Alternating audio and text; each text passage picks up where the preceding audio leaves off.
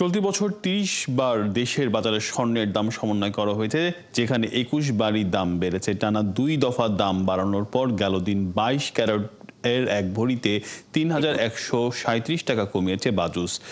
তারপরেও বিশ্ববাজারের তুলনায় বাংলাদেশের স্বর্ণের বাজার চড়া। চলতি বছর বাড়তি দামের পেছনে স্বর্ণ আমদানির জটিলতা, বাড়তি শুল্ক সহ নানা যুক্তি ব্যবসায়ীদের পক্ষ থেকে দেওয়া হয়েছে। বিস্তারিত তানাজুলের প্রতিবেদনে। প্রতি মাসেই ২-৩ দফা বাড়ছে স্বর্ণের দাম। ঘন ঘন দাম ওঠানামার কারণে বিক্রিও কমে গেছে। টানা ২ দফা বাড়ানোর পর এবার দেশের বাজারে স্বর্ণের দাম কমানোর সিদ্ধান্ত নিয়েছে বাংলাদেশ জুয়েলার্স অ্যাসোসিয়েশন বাজুস। সিদ্ধান্ত অনুযায়ী আজ থেকে স্বর্ণ বিক্রি হবে নতুন দামে।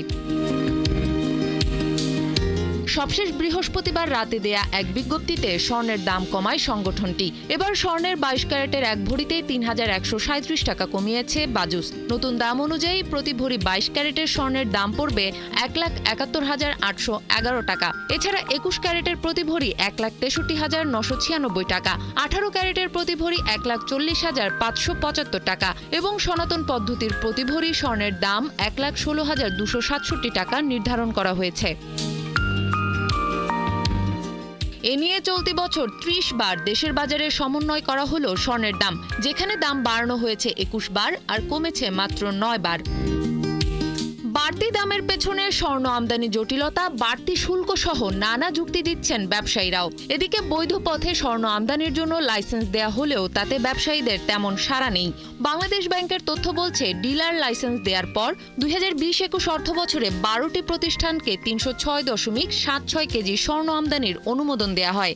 কিন্তু সেই থেকে ২০২৩-২৪ অর্থ বছরের এপ্রিল মাস পর্যন্ত নীতিমালা অনুসরণ করে আমদানি হয়েছে মাত্র ৬০ কেজি স্বর্ণ। এর মধ্যে চলতি অর্থ বছরে এখন পর্যন্ত কোনো স্বর্ণই আমদানি হয়নি। দেশের অভ্যন্তরীণ বাজারে বার্ষিক প্রায় ১৫ থেকে ২০ মেট্রিক টন স্বর্ণের চাহিদা রয়েছে, কিন্তু বৈধ পথে আমদানির সুযোগ না থাকায় এর বেশিরভাগ পূরণ হচ্ছে চোরাচালানের মাধ্যমে আসা স্বর্ণ দিয়েই। এতে প্রতি বছর বড় অঙ্কের রাজস্ব হারাচ্ছে সরকার। এদিকে বিশ্ববাজারে চলমান রাজনৈতিক ও অর্থনৈতিক অনিশ্চয়তার মধ্যেই আবারও বড় ধরনের দরপতনের মুখে পড়েছে স্বর্ণের বাজার।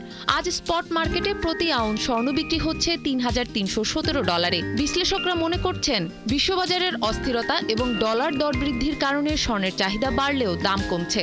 কারণ হিসেবে তারা আন্তর্জাতিক বাণিজ্য আলোচনা, মার্কিন সুদের হার এবং ভোক্তা আস্থা সূচকের ওঠানামার দিকে ইঙ্গিত করছেন। তানহা জুলিয়া, ৭১। দর্শক, স্বর্ণের বাজারে নিয়ে আলোচনা করতে যুক্ত করে নিচ্ছি বাংলাদেশ জুয়েলারি সমিতির সহসভাপতি মাসুদুর রহমানকে। মাসুদুর রহমান, স্বাগত জানাচ্ছি অর্থযোগের আয়োজনে। আমরা দেখছিলাম যে বেশ কয়েকবার এক ধরনের অস্থিরতার মধ্য দিয়ে যাচ্ছে গোল্ডের বাজার। গেল দুবার কমিয়েছে, কিন্তু তারপরেও বিশ্ববাজারের তুলনায় আমাদের দামের প্যাটার্নটা বেশি। এই প্রতিবেদন দেখছিলাম, কি বলবেন আসলে বাজারটার অবস্থা এখন কেমন? আপনাকে ধন্যবাদ এবং ৭১ টিভির সকল শ্রোতা দর্শকদের ধন্যবাদ জানিয়ে আমি শুরু করছি।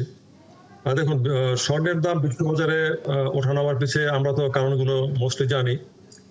এর সাথে আরো কিছু কারণ ইনফ্যাক্ট আমি যোগ করতে চাচ্ছি। সেটা হচ্ছে যে এপ্রিলের স্ট্যাটাসটা যদি আমরা দেখি, রিজার্ভের যে স্ট্যাটাস, সেটা হচ্ছে যে national bank of Poland ১৬ ton gold reserve করেছে এপ্রিলে, কাজাকিস্তানের ১১ টন করেছে, চায়না করেছে ৩ টন এবং চেক রিপাবলিক করেছে ২ টন।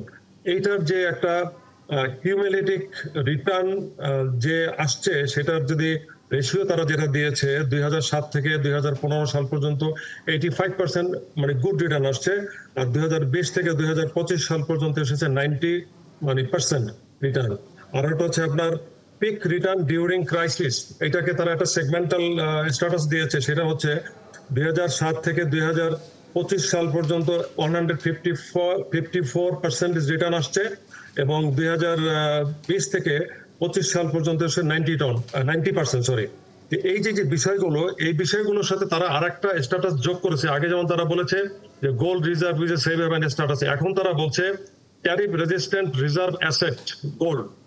এই যে বিষয়গুলো আসলে সমন্বয় হওয়াতে গোল্ডের দাম আলটিমেটলি ওয়ার্ল্ড মার্কেটে বেড়ে গেছে এবং ইনভেস্টরদেরও আগ্রহ বেড়েছে এই গোল্ডের প্রতি ইনভেস্ট করার দিকে ঝুঁকেছেন তারা, এই কারণে গোল্ডের দাম আসলে অর্থাৎ বিশ্ববাজারে এক ধরনের বিনিয়োগের ক্ষেত্রে আগ্রহ বাড়ছে, কিন্তু বাংলাদেশের ক্রেতাদের সংখ্যা যে হারে বাড়ছে সেটিকে আসলে কোন দিকে গিয়ে ঠেকবে? অনেকে বলছে যে এই বছরই 2 লাখের কাছাকাছি চলে যেতে পারে যেই হারে বাড়ছে।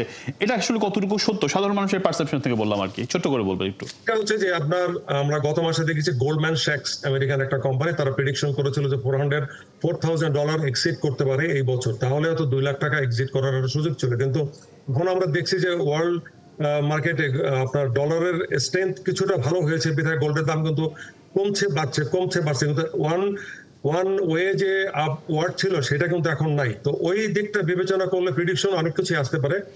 আমরা যেটা বলি যে আপনার যদি গোল্ডের দাম ওয়ার্ল্ড মার্কেটে ফিউচার মার্কেটে বেড়ে যায়, সেটা যদি আপনার প্র্যাকটিক্যাল মার্কেটে বাড়ে, আলটিমেটলি আমরা তো সমন্বয় করতে বাধ্য, কিছু করণীয় নেই। আমরা মনে করি যে এটি সমন্বয় করা হবে। আসলে অনেক ধন্যবাদ আমাদের সময় দেওয়ার জন্য।